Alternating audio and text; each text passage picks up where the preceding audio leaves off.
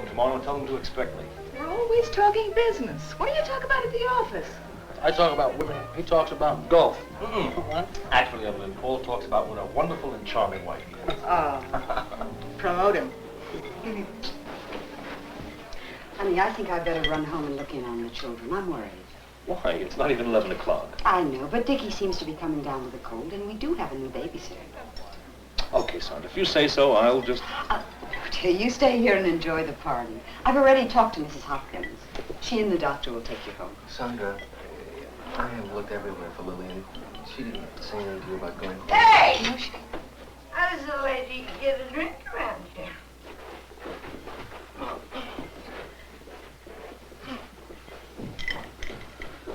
Oh, Lillian. Leave me alone! No more, Lillian, please. Leave me alone!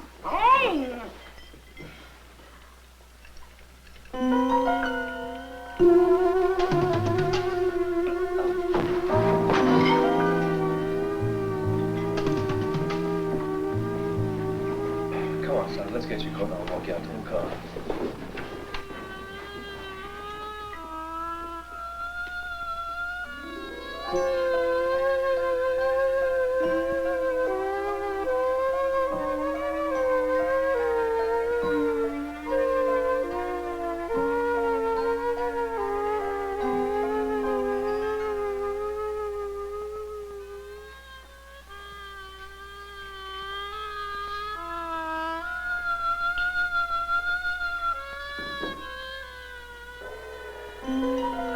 Now that Sandra Blain is alone, she can drink.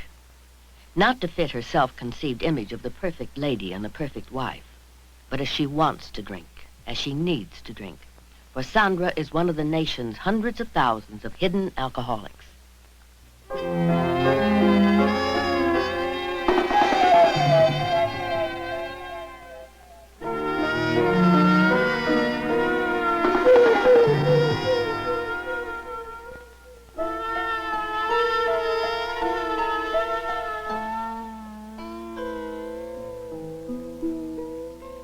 Sandra has a low tolerance for discomfort, whether physical or mental.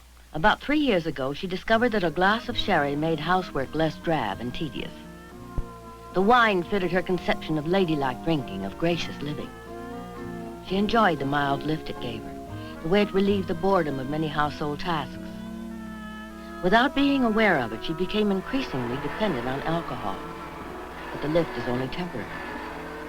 It is followed by the longer-lasting depressant effect and a vague anxiety the doctors term psychomotor discomfort. To reduce this uncomfortable feeling, Sandra sought relief in still more drinking.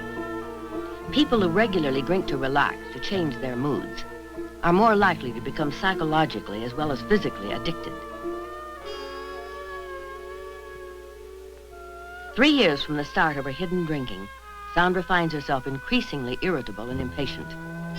She blames these feelings on those around her, not on her drinking. Sylvia. And this one is? Sheila. Honey, can't you show off your dolls some other time? Grandma and I are trying to talk. Oh, darling, I think we can talk and look at dolls at the same time. Can't we?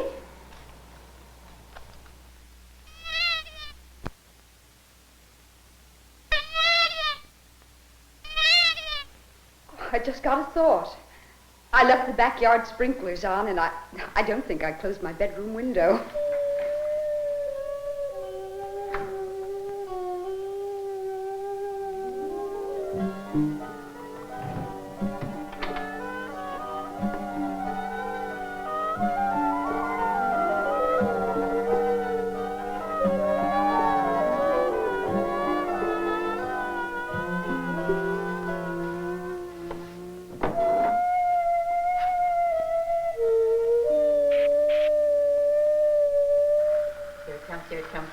It's a marvelous car, isn't it? Now, what do I do now? Put it back in here. Certainly lucky I went in when I did. The window was open. Such lies become an increasing part of the secret drinker's way of life. Like an alien living in a dangerous, unfriendly land, Sandra must be on guard against any possible challenge or suspicion. So many of them. Surely I couldn't have...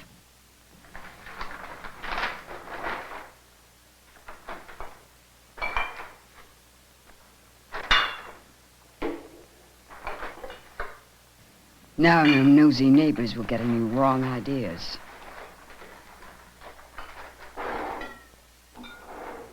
Sandra? What happened to my bottle of scotch? What bottle? The expensive scotch, the Chivas Regal that Paul Grant gave me a couple of weeks ago. You know, the one in the fancy bottle. I can't seem to find it. We haven't had any company. Well, I certainly wouldn't know. The plumbers. Plumbers? What plumbers? When they came to fix the clogged sink the other day, I made the mistake of inviting them to help themselves to a drink. I guess they were thirsty.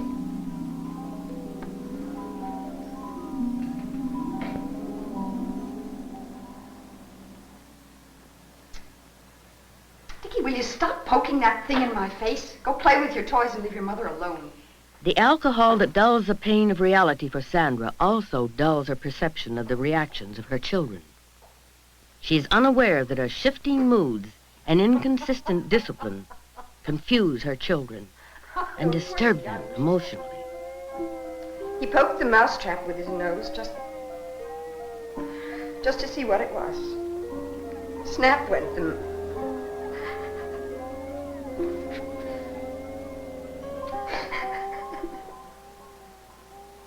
While their bodies show no welts or bruises, the children's minds are scarred by Sandra's drink-induced changes in personality.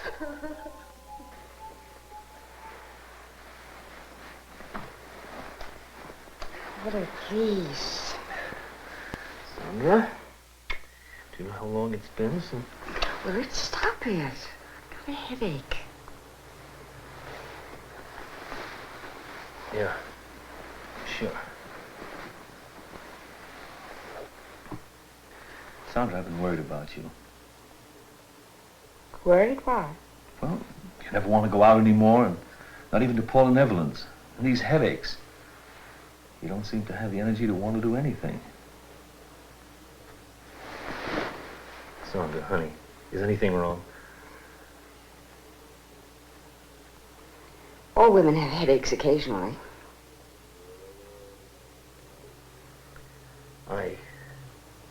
I want you to make an appointment to see Dr. Hopkins. I mean that. Well, Sandra, the lab reports confirm my own findings. There's nothing organically wrong with you. Sandra, is there something worrying you? When you came into the office last Tuesday, you said there weren't any personal problems. But since the examination doesn't reveal any serious physical disorders... Well, Willard and I haven't been... I suppose it's something all married couples go through. It's just that I get upset and frustrated. It'll all work out eventually. I'm sure it will. What I'm going to do is describe a mild tranquilizer here. Just take them as directed. By the way, how did you get that bruise on your thigh? I don't remember. Golly, I should think an injury that caused a massive discoloration like that would be pretty painful. You don't recall how it happened? Oh, yes, now I do remember. Dickie was playing with the swing in the backyard, and when I went in to pull Sharon out of the way, it hit me.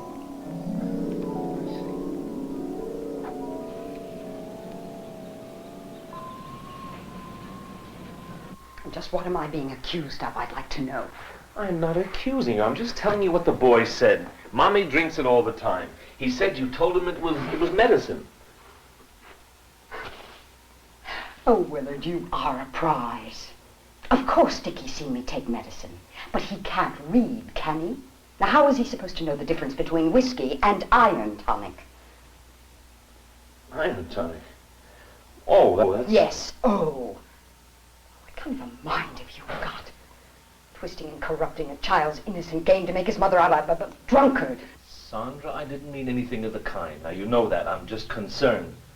Wonder I don't drink, considering what's been going on around here. Sandra, I don't know what you're driving at. Don't you know? If it wasn't for the children, I'd have... You'd have what? Would an alcoholic do this? In spite of increasing evidence, Willard resists facing the true nature of his wife's problem as persistently as Sandra herself. He is neither stupid nor especially gullible. Willard's perceptions and his attitudes are shaped by the society in which he lives. It's a society where only obvious, out-of-place behavior is regarded as indicating a drinking problem, and where too often the illness of alcoholism is associated only with the unskilled, the unkempt, and the unwanted. Work rather than drink or infidelity is his escape from frustration, a sense of failure, and the pangs of undefined guilt.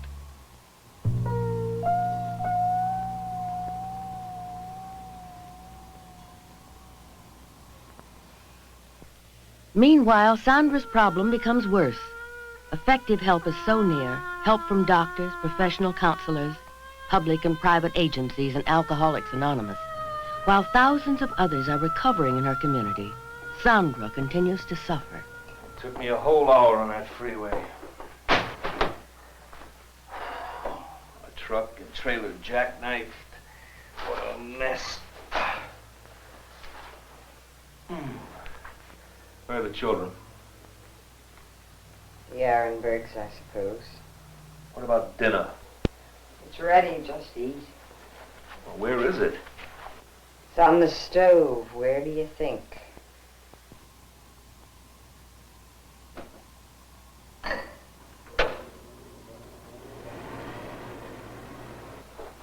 Sandra, it's burnt.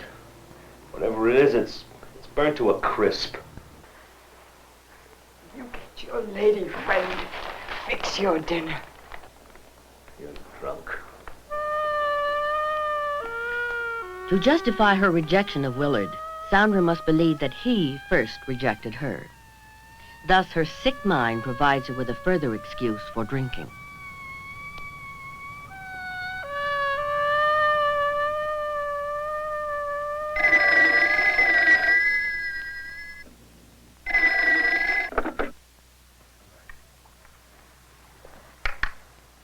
Hello. Hello, dear. How are you? Hello, Mother. Are you all right? Of course I'm all right. What makes you think I wouldn't be? But you were hurt. Willard hit you. I don't understand. Who told you that? Darling, you did. You called at 3 o'clock this morning. Don't you remember? Of course I remember talking to you, Mother. It's just that I forget some of the things we talked about, that's all. Well, I don't understand, darling. You sounded so distressed. You were so upset and so strange. Sandra has no recollection of having phoned her mother last night or what she said about Willard. She is now having memory lapses known as blackouts, a definite indication that her drinking is affecting her nervous system. Sandra, however, is merely worried that she might, in some vague future time, develop a problem. She decides to go on the wagon, to stop drinking for a while. The popular conception of the alcoholic woman is one who is lazy and neglects her home. Sandra plunges into strenuous household activity, believing this proves that she cannot possibly have a liquor problem.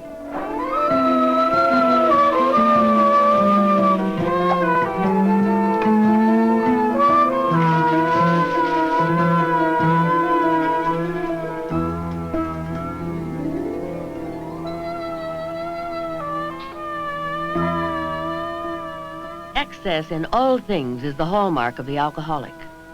Exhausted from overwork, she again drinks to relax.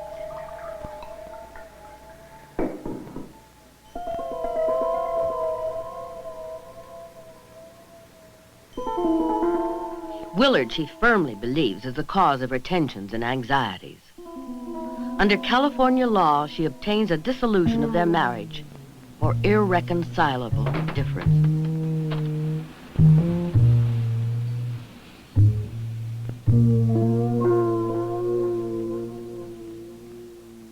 Sandra must now run many errands that Willard formerly took care of. While she is still a secret drinker, she is no longer a sheltered, protected one. Life for Sandra becomes a succession of crises.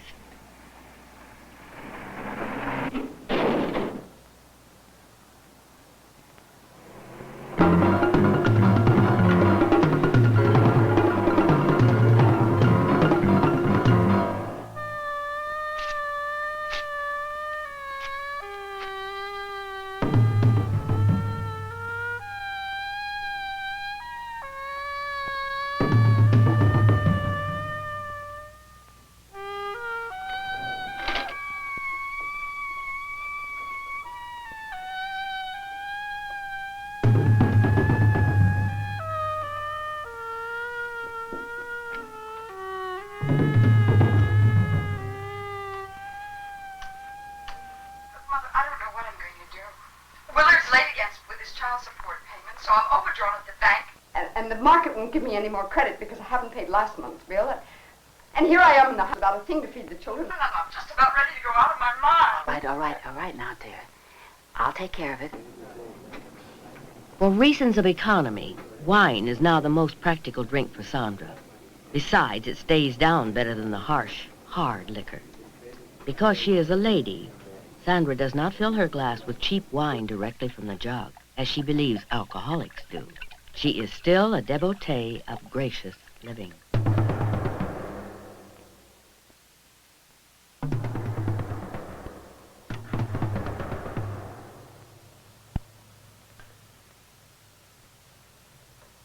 Sharon?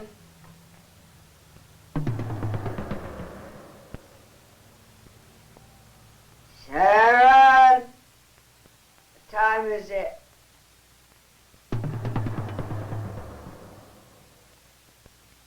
Sharon? Dickie?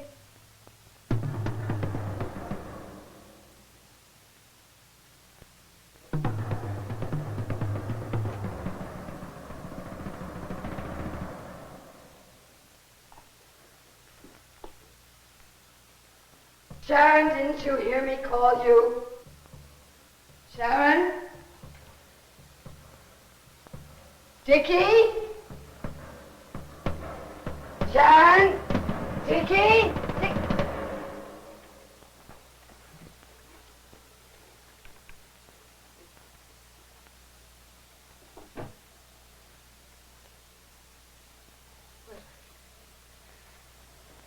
Contemptible, rotten.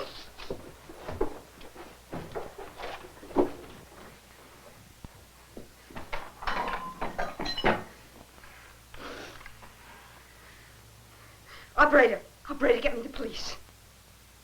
Yes, it's an emergency. My children have been kidnapped.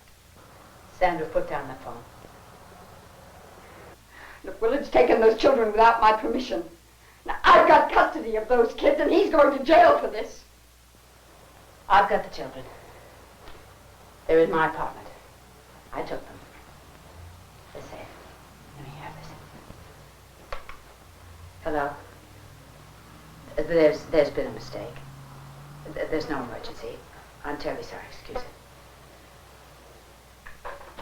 I left a note on your bathroom mirror. Didn't you see it? Why, Mother? Why? Because yesterday morning, Sharon called me and told me that you were lying on the kitchen floor asleep, and she couldn't wake you. I rushed over here thinking you were dead. I got here and found your two children crying their eyes out over their drunken mother. How I got you into that bed, I don't know. Did you say yesterday morning?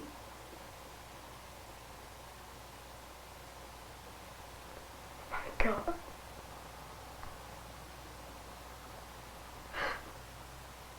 Mother, help me. For God's sakes, help me. Oh, honey, don't, dear. It's all right, honey.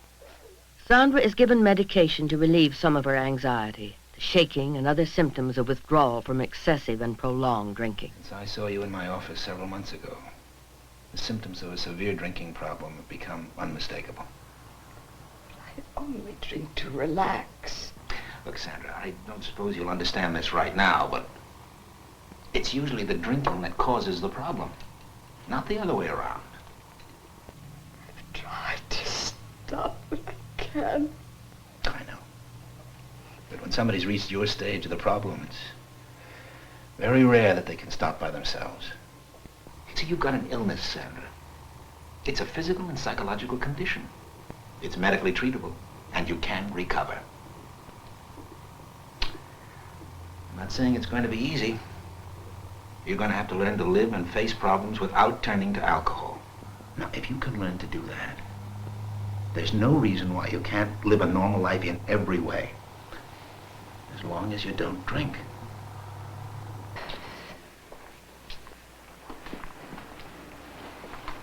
I'll get it. Doctor, what can I do to make her stop drinking? Well, Mrs. Carson, you're going to have to understand one thing right away. We can't make her do anything.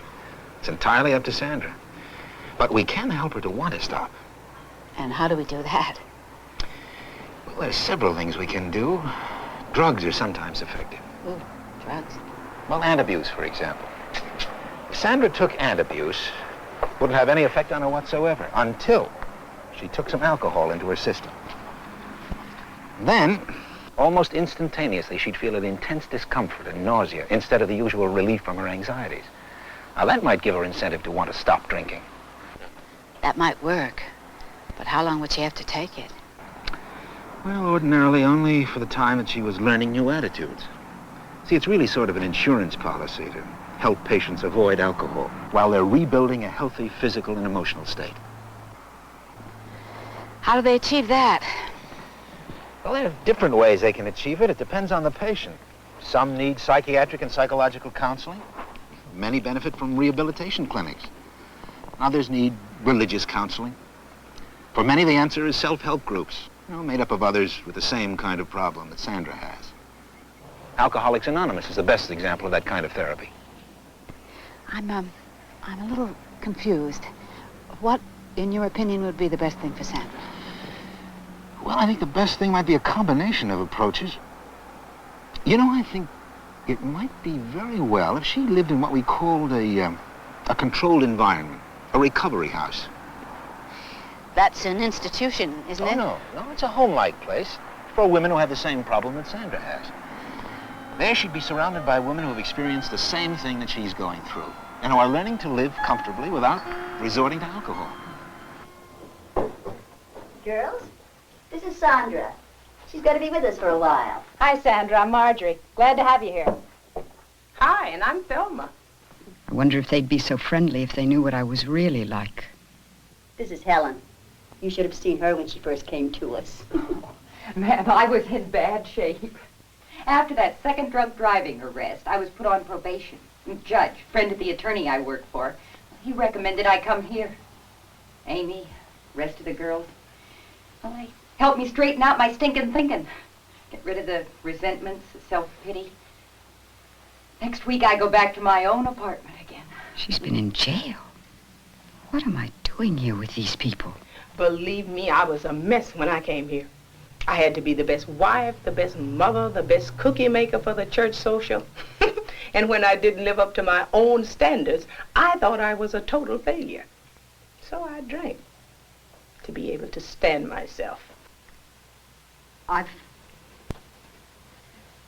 felt that way myself sometimes. For the first time, Sandra is among people who talk honestly of problems and fears that she had so long kept hidden.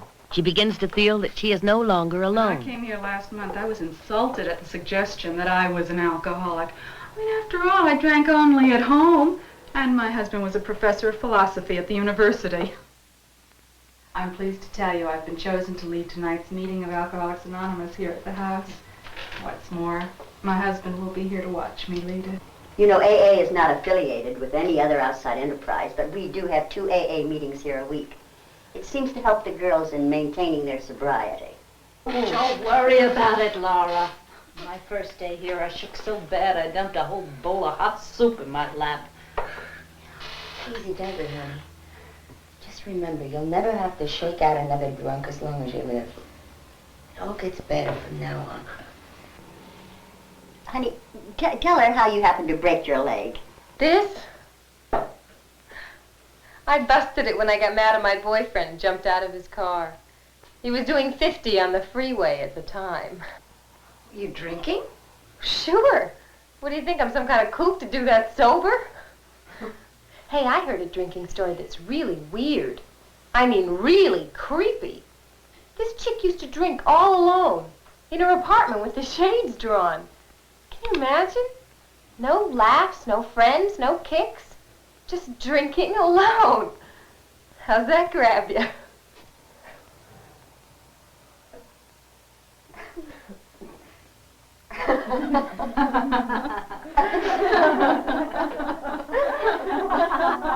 Sandra has taken the first step on the road to recovery.